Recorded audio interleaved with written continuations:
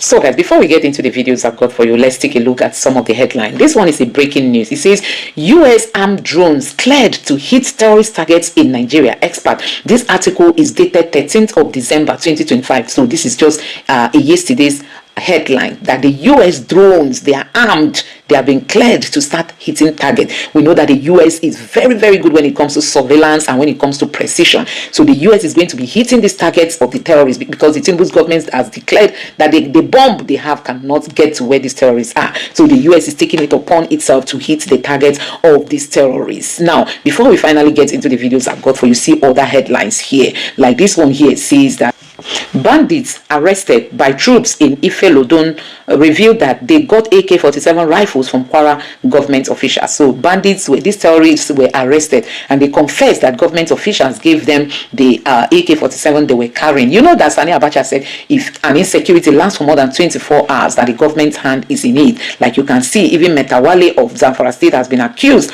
to have been shielding, terrorists. So guys, these people are now exposing more of what is happening in Nigeria. Now this one is shocking. Fulani headsmen cut off teenage girl's hand in Kaduna after family rejected marriage proposal. So guys, this barbaric act is happening in Nigeria. This is why people are saying Nigeria should just be divided, because the lifestyle of the northerners is not compatible with that of the south. Can you imagine a teenager? Maybe she refused that she doesn't want to get married, and guess what? They just remove her two hands. So guys, these Fulanis, we don't even know what their intention. You can imagine if they conquer Nigeria and Nigeria is under Islamic rule. You can imagine what life would look like in Nigeria. It is going to be hell. I mean, people are going to suffer, and that is why everybody has got to speak up. Now, this one is shocking. Tinubu has spoken again. He said, no Christian or Muslim genocide in Nigeria. President Tinubu insists. So Tinubu was in a gathering when he said he was in a Muslim gathering, and he said there's no Christian or Muslim genocide. We are not talking about Muslim genocide because the Muslims are the ones doing the killings and shouting Allah Akbar. So there is no Muslim genocide, but what we have is Christian genocide. And you can see even the governor of Benue State raised alarm, saying more than 500 IDPs in Benue State alone. And also Raimo of the United States said in December that there is 600,000 of IDPs in Benue State alone. And a whole lot of reactions, like you can see here. This Reverend Coker, Bishop Coker, in 2020 he said that there is a genocide happening in Nigeria. And then you can see this one. This is the chief of Benue State, the Tortiv of Benue people. He said this is genocide, not dispute. This was when he told Tinubu when Tinubu came to Benue. And this one says Plateau is witnessing genocide, 64 communities forcefully taken over. This is Samuel Lalong, and this man is from Benue State. He said Fulani headsmen have taken over 40% of Benue land. So guys, this is almost half of Benue is gone already. Churches have shut down, schools have shut down. I mean, so many social organizations, they have shut down. People have left their communities. They are in the IDP camps, managing lives. And then these Fulanis are coming from Niger, Mali, Senegal, all kinds of places. They are occupying their land. So guys, a whole lot is happening, and Tinubu does not care. Very detached from the reality. Tinubu is rather saying there is no Christian genocide. Now, this is from the governor of the state. The governor of the state said nothing but sponsored genocide, says Governor Turang. This is the governor of Plateau State. He said what is happening is nothing short of genocide. And then this is from Arise TV. It says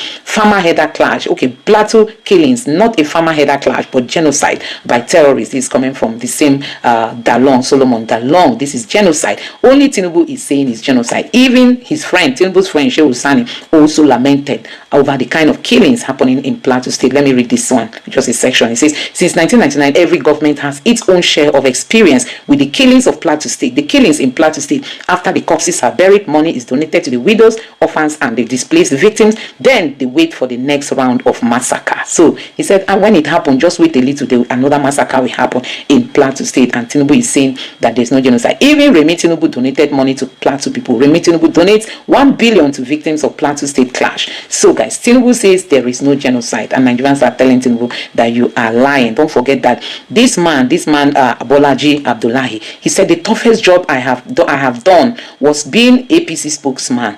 You cannot do the job without lying. Tinubu government can lie. I mean, they can lie so badly. So guys, these are some of the reactions. I'm just going to allow you to take a look at this video just for you to see what is happening in Nigeria. Let me know your thoughts in the comment section below. But I will not drop it without reading this headline. This one you see. Do you know that countless villages across the Middle Belt have been completely abandoned because Islamic terrorists have killed so many residents, with the few who survived, while the few who survived were forced to flee into IDP camps just to stay alive. How does a state end up with over 600,000 IDP people? How do you have such a number? And the governor of Benue State is saying there is no genocide. Reverend Coker, Bishop Coker, has come out to say, I am sorry for saying there is no genocide. So he has apologized, and Tinubu is coming out again to say there is no Christian genocide. So guys, take your time and watch these videos and let me know your thoughts in the comment section below. Please don't forget to subscribe to the channel and turn on the bell notification. Thank you. There is nothing like harder herdsmen clashes on the plateau. No. These are terrorists. They have their enclave, just like terrorists operating in Zamfara and elsewhere in the north. They steal cattle of people. They grab land. They operate a system in the bush that is a government. And these places are known. The security sometimes said, well, we couldn't do anything because there are no access roads. And I couldn't fathom that, because, I mean, in a technologically driven economy like ours, would the issue be that of access road? What happens to drones and cameras? Other sophisticated gadgets of intelligence gathering? So if you sum up this, you will come back to this issue of lack of a political will. Because if the political will to deal with the situation is there, these people will be given their rightful designation. They are terrorists.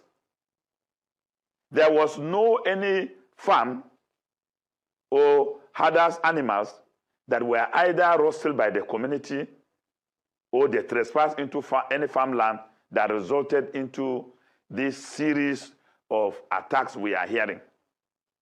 Where they held sway as an enclave and they operate is ancestral land belonging to the natives of that place. They've sacked them out. Most of them are living in Bokos town and churches and schools. So if we must be very honest in dealing with the plateau situation, first, we will have to stop pretending that it is harder farmers' clashes. No, at all. It is terrorism. It is genocidal because it has made the international definition of genocide. When a group of people attack another group with the intention of wiping them on the face of the earth, it is genocide.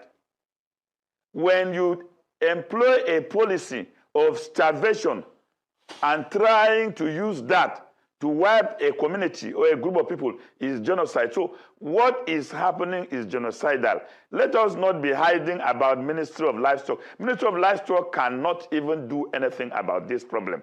The problem is for the federal government to designate these people with their rightful names, consider them criminals, and stop even attaching ethnic identity to them. Yes, predominantly, they belong to an ethnic nationality, predominantly. But I don't see them as operating in the overall interest of that particular ethnic nationality. Rather, they are criminals. And so if we do not treat them as criminals, we will miss the point and will continue to hold visits to Plateau State by government officials, and they will be on top of the situation while the criminals are on top of the situation. When we talk about security in Nigeria, the question I ask, and you should ask yourself, is who has the right of safety? That's the biggest question. And the moment you answer that question, you understand why there's no security. And it's that safety and security is not meant for Nigerians as a whole. It's meant for the tiny 1% of people in power and in government and in the business community. The rest of you are just audience in the security business. So the Nigerian police has 350,000 members on paper. But as you know, I do my research, they only have 210,000 of them that are actually working right now, because most of them have traveled abroad but still collecting salary. And out of that 210,000 police officers that are left, about 110,000 of them are protecting VIPs. So you have only about 100,000 policemen left for 230 million people. That is why when they introduced their last withdrawal from VIP, I was laughing because I know there's no way you can withdraw police from VIP. The only unfortunate VIPs whose policemen will be withdrawn are those who have not renewed their license for protection. And in doing this, the IGP, illegal, as I call him, must be smiling to the bank because everybody will run back and say, okay, please, this is Christmas period. And criminals that they created are waiting for them anyway during the Christmas season. And the other thing you must understand is that insecurity or security happen as a result of two things that people don't discuss. One in Nigeria is as a result of intentional crime. But the most important insecurity we are faced with happens as a result of insecurity that is driven by structural problems. And when you talk about structural problems, forget about who you want to blame for what is happening in Nigeria. The biggest problem in Nigeria is that we have intentionally designed this country not to be protected because of the intention of those in power not to protect Nigeria. And let me tell you, most people don't know that Nigerian leaders, because of their inability to govern any territory, like small territories. Because that's the way you can impress. If you are supposed to govern the entire Lagos, you just start governing Ikeja and show to the world that is safe. But what happens to Ikorodu? What happens to the other parts of Lagos? That is what has happened with regards to how Nigeria has been left in the hands of these structural criminals. And they are aided and abetted by the official criminals who are in uniform as security agencies in this country. There is a running show, I would say, or report on Sahara Reporters about a general in the army who was kicked out. His name is Ali Kefi. He has revealed, and most of you have attention deficit disorder, you can't read anymore. I don't blame you. There's too much to read. Go and read just what this guy has been throwing out in the last 4 or 5 days. You will be shocked. The Nigerian security system is aware of where all the big criminals are. He revealed that for 8 or more years, Shekau was living at a place in Sambisa Forest that is known to all the military officers in the country. How is it that they are bombing even villages of people who are not involved, but they cannot bomb where Shekau is? Because the insecurity system is big business. And this is why I am not one of the people who is very quick to blame a Fulani man. Because it's not the Fulanis alone that are into crime. We only do what lawyers call alibi. We always want to blame somebody or give an excuse for all our failures. At the time, it was Niger Delta militants that were problems. Now it has moved up north. But you should ask yourself, why is the Fulani man succinctly having the ability to commit crime at the rate at which they are apart from connivance? It's economic. Beef, meat that you are eating is a $30 billion industry for the Fulani man. And there's none of you, particularly Yoruba people, there's nothing you don't eat as part of the body of a cow. The Yorubas are the only people who I know who eat everything in the body of a cow, except the shit. Even the shit they will eat through, what is that thing they call towel? Shaki. There's no way you eat shaki without eating shit now. Because that is where shit is domiciled inside of the body of a cow. Nose, you eat. Bokoto, leg, nyash, everything you eat. Where does your money go to? The Fulani man who owns the cow. I once stopped on my way from Taraba. It's not funny to Adama when I ran in 2018. And I stopped by a Fulani man. I spoke to him on the road. The man said he has with his child over 40 million naira in that crowd. And they have some 1,000 cows following him. I said to him, why would you carry 40 million naira with you when you put it in a bank? He said, the banker is a thief. I don't want them to take my money. I said, so what do we do for you to solve this problem? He said, give me a hydroponic place to put my cows, I will stay. I don't like walking around, but nobody is doing that. The question is ingenuity and the capacity of leaders to think appropriately will solve 90% of our problems. But we don't want to solve our problems. We like to romanticize our problems. That is why every time we're always looking for somebody to blame. And when we finish looking for somebody to blame, then we are looking for somebody to help us. That is what brought us to Trump. Every Nigerian, Trump is coming, is coming. And I asked them 2 weeks ago in Lagos, what if Trump doesn't come? What happens? And Trump still hasn't come. Just like Jesus Christ hasn't come back. And you guys are expecting Jesus Christ to come and fix electricity, and Jesus hasn't come back in 2,000 years. And now you're expecting Trump to come and help you fix the problem of Boko Haram. Trump is not going to come because America doesn't help in places where it cannot benefit. I lived in America for 20 years. And all the problems we have in the world, America created most of the problems. Everywhere America intervened in the world, they are still in the hands of the people they said they want to save them from. Go and talk about Afghanistan. Who is in charge of Afghanistan? Taliban. Go and talk about Libya that they broke apart. Where's your problem from? Small arms. Libya. Go and ask what they did in Syria. The guy who is president of Syria used to be, we had bounties of $10 million placed on his head. And he's now the president playing basketball with CENTCOM directors in America. That's the highest military command in the US. So foolishly, be expecting America to come and save you. And when that salvation don't come, then you start looking in the sky all the time. So we have a problem as a people that we are always running away from our problems because we don't want to solve them. And those of us who want to solve them, you don't believe that we can solve them because we don't look like the people who don't know how to solve problems. That is why all the time when we tell you that the solution to Nigeria's problem is revolution, you say, well, if there's a revolution, how is it that there won't be war? Are you not facing war now? Is it not low-level war that you are facing? And I want to say to you, most of Nigeria's insecurity problem came from injustice.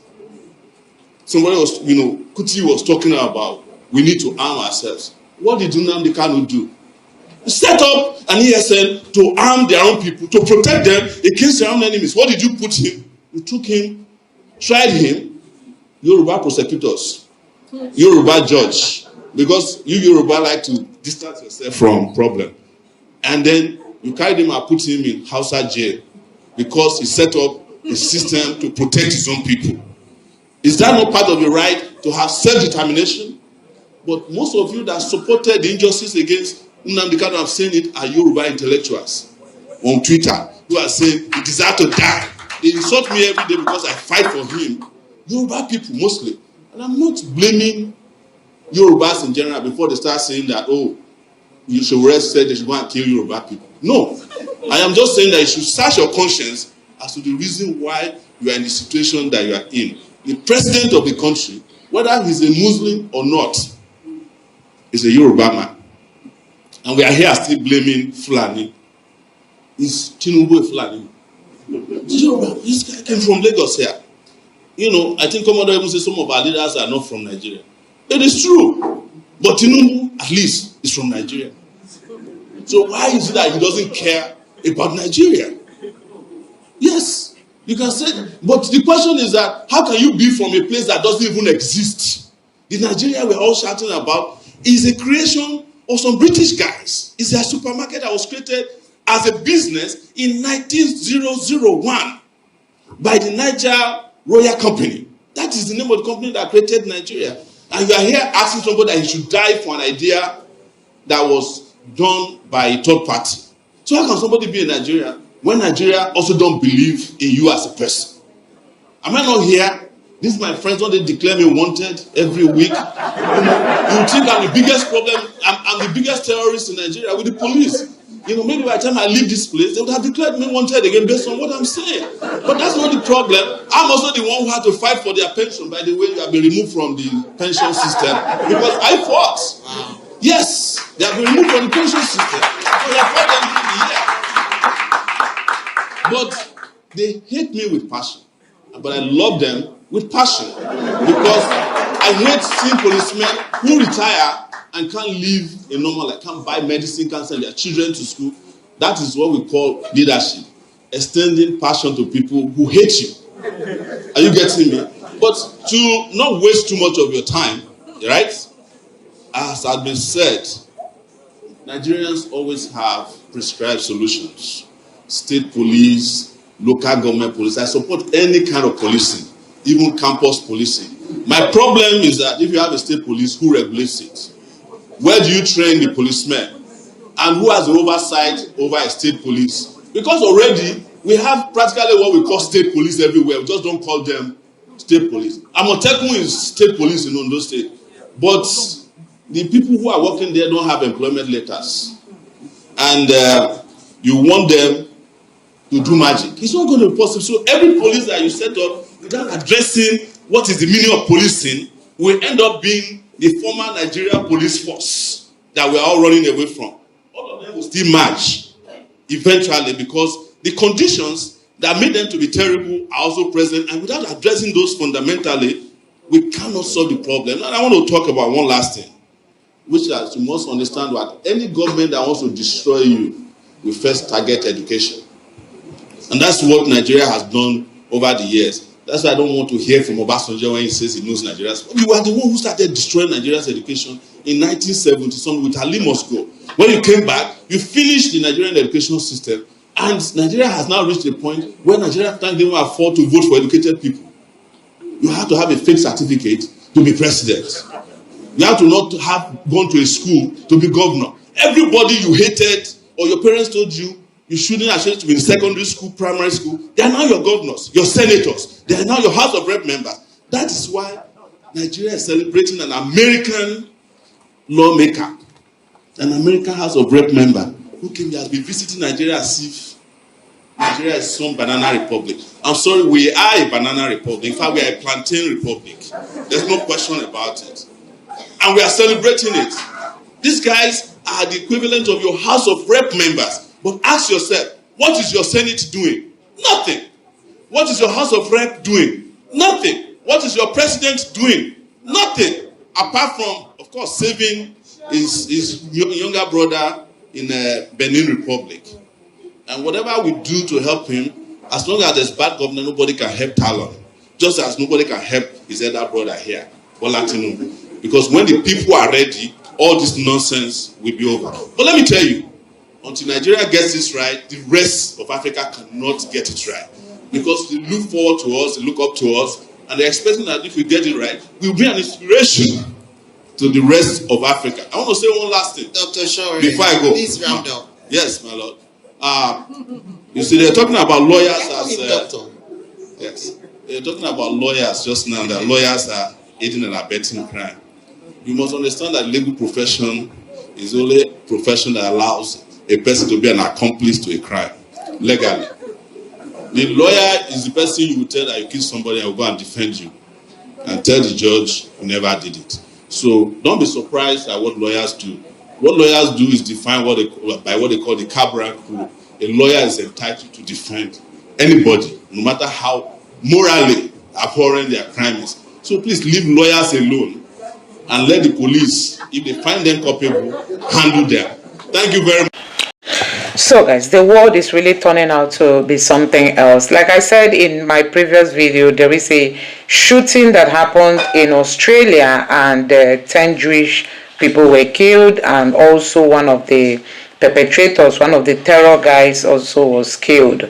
And this person here say, furious Israel in Bondi talked to an ABC reporter and nails it. I wonder how much of this will make it on the ABC.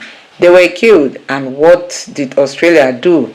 Our government, Albanese and Penny Wong, you gave $25 million to Gaza. $25 million. You have to stand with Israel, because in Israel we have exactly the same value as Australia. We value life. Those people value death. If you harbor the people who value death, the dead will come to Australia. In fact, I'm really sorry, the dead came to Australia. This is a Nova Festival massacre in Australia. It's really so sad. that this religion is just making everywhere to become horror. And there is this man that survived the attack. He only moved back to Australia 2 weeks ago to fight the explosion of anti-Semitism there. Now, he was injured in the Bundi attack terror and bounced straight back up to tell the media about the ordeal. Oh, this is a very strong man. You know?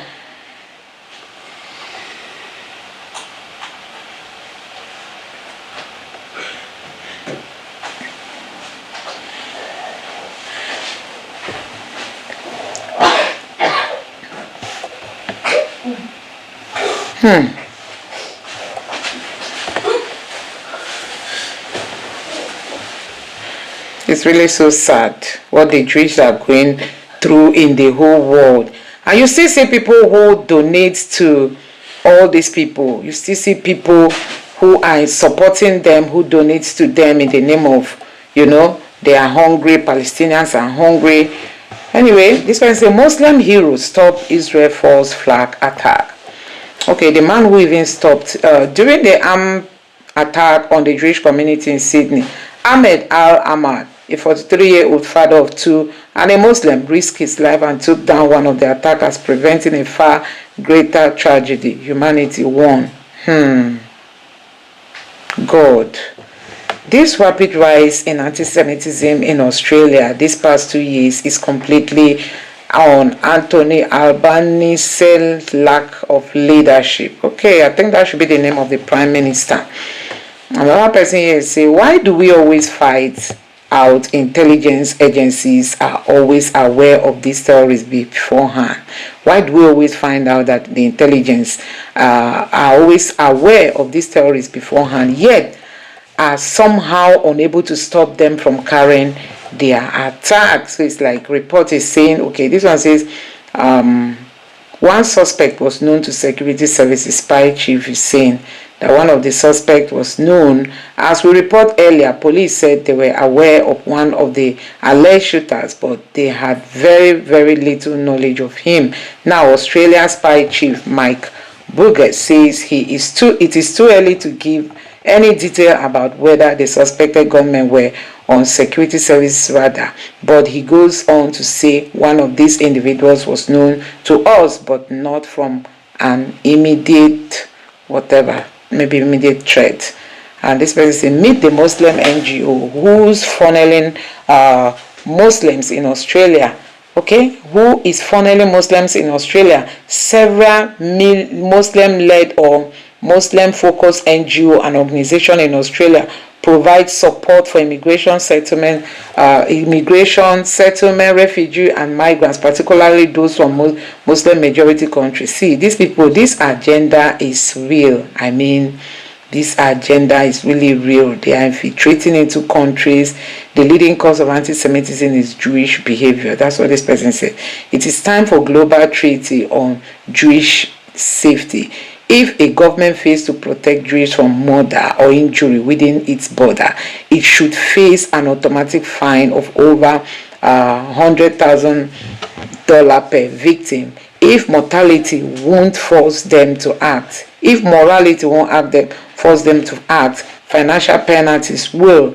Accountability is non-negotiable. I mean, even the $100,000 per victim is small. If you make it bigger, I think it will make more sense. Why is he the only one with blood all over his face, not clean, who wrapped his head but didn't clean him up? He is professional Jewish media spokesperson of left. I think this one is not complete. Now, this person says no Western country is safe right now. Main goal of terrorism, summarize, so you don't need to have to watch. Oil crisis and petrodollars funded proselyting, mosque building, madras teaching, Wahhabism and preacher network convince Muslims worldwide that Saudi Arabia is the gold standard of Islam. God bless you and your family and community. Wishing you speedy recovery. Bro, it's like They purposely want us to say something so they can say we are anti-Semitic. Why he leave the blood on his face? This person said, that's the first thing you would do. The first thing you do is wipe off. Man, you got bandage on your head. He took a selfie of himself on the floor. In this condition, yeah, he should take a selfie of himself. It's not even easy. He didn't do that to himself. So why are you criticizing him? So guys, it's really sad that we are seeing all these things happening in the world today. The world needs peace. What the world needs is peace. Nobody has the right to take the life of another person. I mean, what we want in this world today is peace, but that's not what we are seeing. You know, that's not what we are seeing. Because there was going on in the world. Thousands of Jewish people were having a Hanukkah festival on Bondi Beach in Australia. Then 2 men armed with guns invaded the beach and started shooting at people. This happened some minutes ago. Multiple people reported dead. So guys, this was actually when the incident happened, when the Jews were having their festival. So they are like no place for the Jewish again in the world. It's really so sad.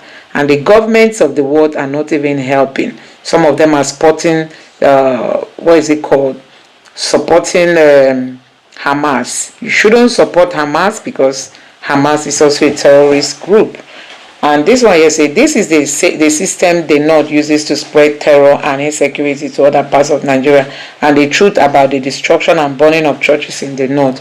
Dr. Chris reviews and talk about the killing of Christians happening in northern Nigeria. I think this one is another headline that this man is talking about. So guys, a whole lot is happening. It's really, really so sad that we are living in a world where no place is safe anymore. I mean, no place is safe. You go back to Nigeria, it's chaos. You are in abroad, it's chaos. You can imagine this happening in Australia, you know. That is what we are seeing. Anyway, guys, let me know what you think about all this going on in Nigeria today. I just hope that the world will become a better place. I mean, let the world become a better place where everybody should grow up and have the right to life. Nobody should take away your life because of his own religion. I mean, can imagine somebody kills you because you don't believe in his Allah. It makes no sense. And that's what I'm saying. It's time people begin to review their religion to even know if it worth being a religion. Because you can't tell me that Allah says you should do it by fire, by force. You can imagine. You cannot say that. Anyway, guys, let me know your thoughts on all this in the comment section below. Don't forget to subscribe and turn on the bell notification. Thank you.